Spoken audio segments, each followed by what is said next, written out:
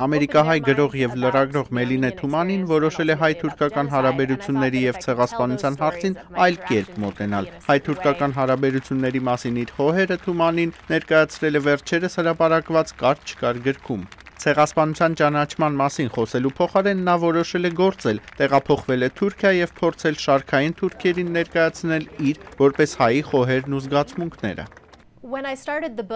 Երբ դեռ նոր էի սկսում գրքի վրա աշխատել, ես անչափ լավատես էի, կարծում էի, թե անձնական մակարդակով թուրքերի հետ խոսելով կարող եմ իրենց հասանելի դարձնել հայի տեսակետը, ու կարծում էի, թե կարող եմ ներկայացնել պատմությունը հայի տեսանկյունից։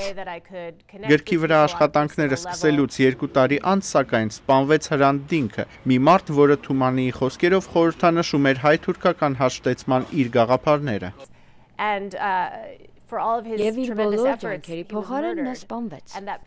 Թուրքիայում ապրելու փորձն անչափ ավելի բարդ էր ամերիկահայ ստեղծագործողի համար, քան նա կարող էր պատկերացնել։ Անչափ ավելի մեծ չափերի էր անհանդուրժողականությունը նրա նկատմամբ որպես հայի։ Այնուամենայնիվ, թուրք հասարակությունն այսօր լուրջ փոփոխությունների է ենթարկվում, ինչն ապագայում հայ-թուրքական հաշտեցման հույս է ներշնչում։